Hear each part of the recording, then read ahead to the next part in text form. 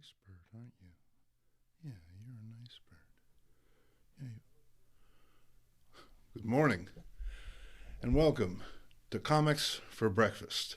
I'm your host, Jason Mink, and this morning we'll be going to the Old Guys Who Like Old Comics archives. We're going to pull 3 books from the back issue bins. We're going to open them up, we're going to check them out, we're going to see just what it is that makes those books special. And now, without further ado, it's breakfast time.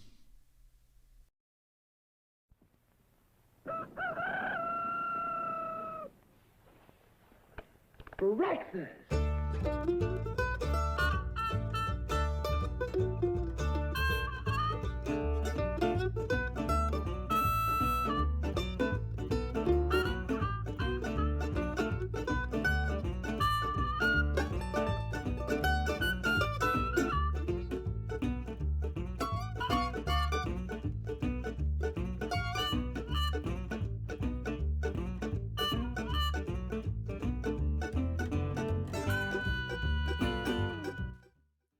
Welcome back.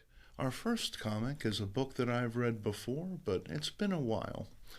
In the days before the direct market, a news agent or store owner might receive reimbursement from publishers for any unsold issues at the end of the sales cycle.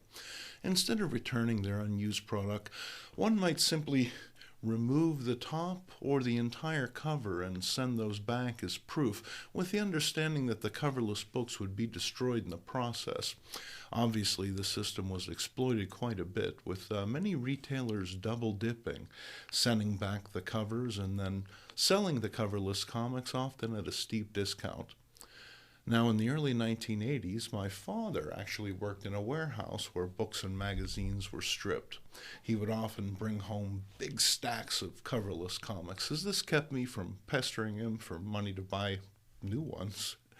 The books were usually pretty random, lots of B-list titles and reprints, comics that I might have otherwise missed, but I was certainly glad to add them to my collection. Marvel Premiere's 3D Man is just such a comic. Our story begins in the late 1950s, just before the dawn of the Marvel age of superheroics. A group of communist spies are surprised in their hideout by a weirdly garbed red and green figure who proceeds to mop the floor with them. Turning to the spies' ringleader, the enigmatic figure is surprised to witness the old man transform into a hideous green monster. A Skrull. Before the stunned readership can react, we flash back to a time not so long ago. If the narration is to be believed, Chuck Chandler is poised to be the next Johnny Unitas.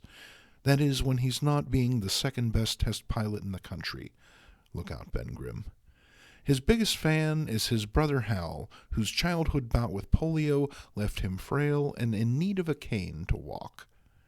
In spite of this infirmity, Hal often climbs what must be miles up to a mountaintop high in the desert to watch his brother's test flights.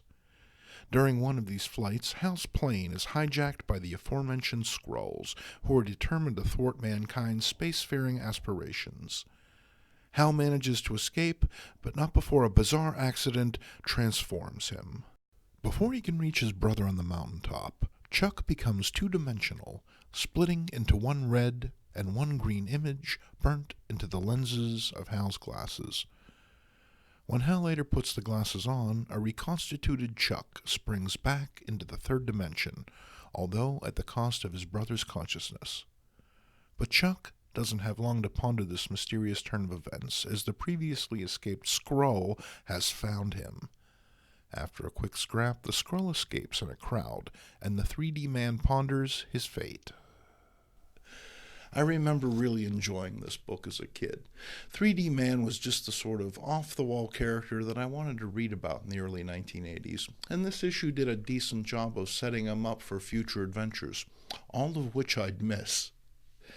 The book was self-consciously a throwback to those early Silver Age action fests of Marvel's past, written by Marvel's biggest nostalgia proponent at the time, Roy Thomas. 3D Man was Thomas's homage to the Simon and Kirby character Captain 3D, And Thomas does a great job capturing that late 50s feel, but I have to say that Jim Craig's art feels a little too contemporary, even when he's drawing the era appropriate vehicles and haircuts. It's not a deal breaker, but I like to imagine what it would be like if Ditko had drawn this one. I mean, Ditko's characters always seemed rooted in the past, and it would have been a great fit. I know it didn't happen, but a fella can dream, can't he? Nonetheless, it's a great book. Moving on, we're going to check out a little high school romance.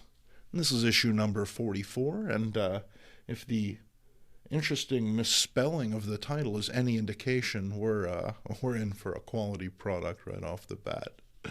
Let's get right down to it. In our first story, My Rebellious Heart, Minnesota native Jeannie is tired of life down on the farm and longs for the glitz and glitter of the big city. All her fellow girls ever talk about is dirt, but Jeannie knows there's more to life. Even daily plowing sessions with boyfriend Eric no longer thrill her. She and this muttonhead are to be married and raise potatoes, but Jeannie needs steak. Then she encounters Craig Thatcher, who, in Jeannie's own words, seems far more mature, far more disturbing than the other boys. I guess this is a good thing? I've never understood you gals. Anyway, our heroine falls hard for the mature and disturbing Craig, and soon the two decide to split Squaresville and elope to the big city. Things go sideways for Jeannie from here. Turns out Craig likes a wink and a joke, and a drink and a smoke, dragging our gal from one tawdry night spot to another in an attempt to impress her. Jeannie gets cold feet and demands Craig drive her back home, but surprise! The mature and disturbing Craig has other things on his mind. Who would have seen that coming? Just then the wrath of God occurs, and Jeannie makes her escape, crawling back to the farm and spurned ex-Eric. I guess this counts as a happy ending? Next up, we're going to rate your dateability. Play along at home. Submit your answers to the address below, but please, no cheating. None of us will ever find love if you cheat.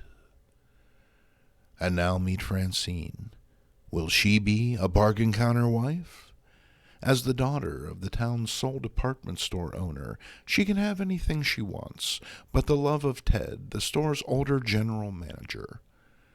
Pining after Dunderhead Ted for years, she's finally old enough not to break any state laws, and Teddy reels her in. However, Franny discovers that her relationship appears predicated on a business deal between Ted and her father, and she takes off with Eric Estrada here. Not content to simply abandon Ted, she sets out to not only embarrass him in front of the whole town, but get him fired to boot. Yowza! Before she can destroy poor Ted, it's revealed the whole thing was a big misunderstanding, and Franny marks herself down in the hopes Ted doesn't mind a store return. Now, I can't go over every story here because of time considerations, but it seems like there's a whole lot of crazy crammed into these tales. Levels of malice and spite heretofore unexpected by a naive young 49-year-old like myself. These seem less like comics and more like primers on psychological manipulation. When these gals don't get their way, they don't just move on with life, they set out to destroy their former love interests. Granted, the stories all end happily, but there's a seriously sociopathic undertone here.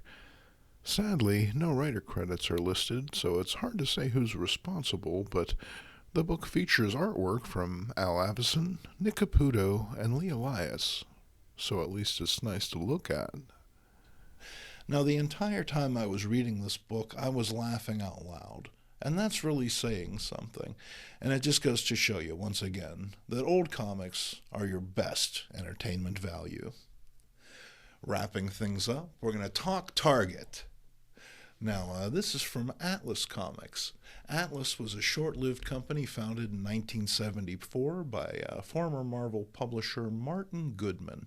When Goodman sold the company, he did so with the caveat that his son Chip would take over the role of publisher, but instead Marvel's new owners gave that role to Stan Lee. Goodman was incensed at this, in no small part due to Lee being his nephew. Using his resources, Goodman decided to create his own comics company and crush Marvel. To do this, he would offer heretofore unseen perks to creators, including the return of their original artwork and control of copyright over their characters. Sadly, the newly christened Atlas Comics only lasted about 16 months before unceremoniously closing its doors. That said, we did get some interesting comics in the bargain. Target number 1 is just such a comic. Our story begins with CIA agent John Target seeing his wife and daughter off on their vacation. Target is unable to join them due to working a case and watches wistfully from the tarmac as their plane lifts off. Then, the unthinkable.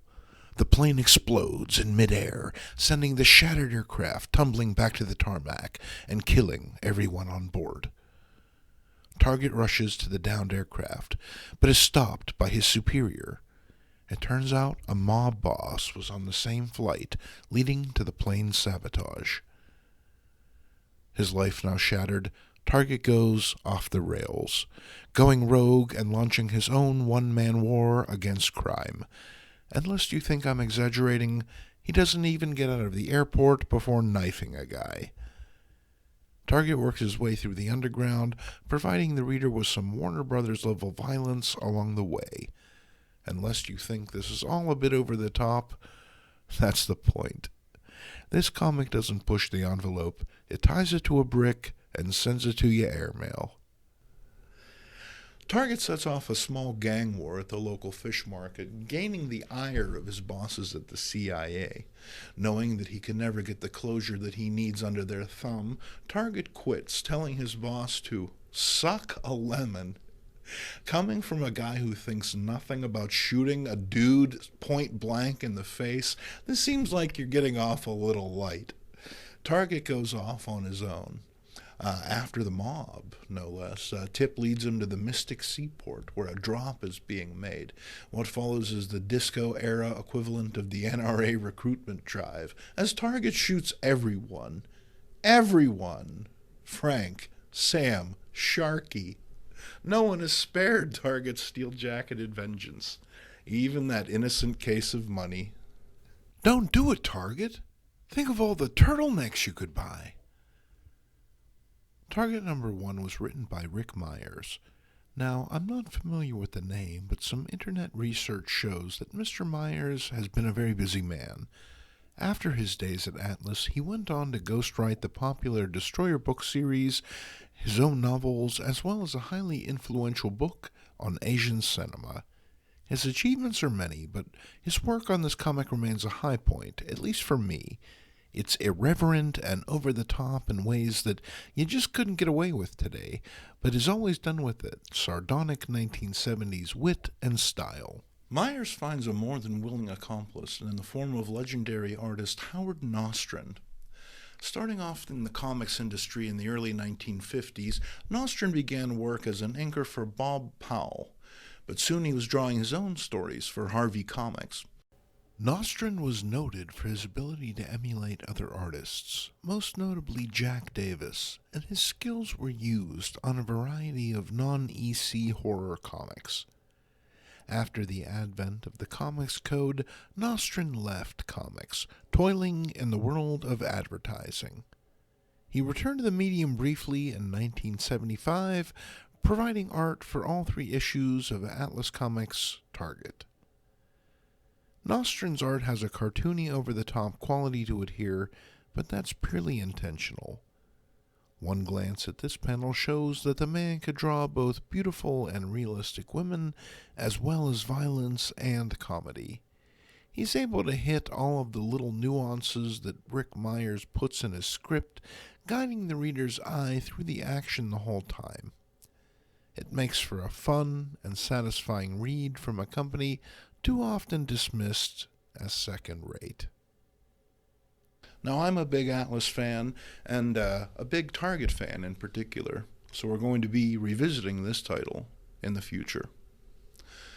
Well, I'd like to thank you for joining me this morning.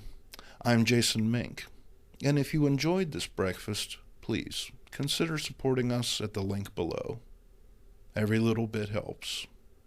I hope to see you next Sunday.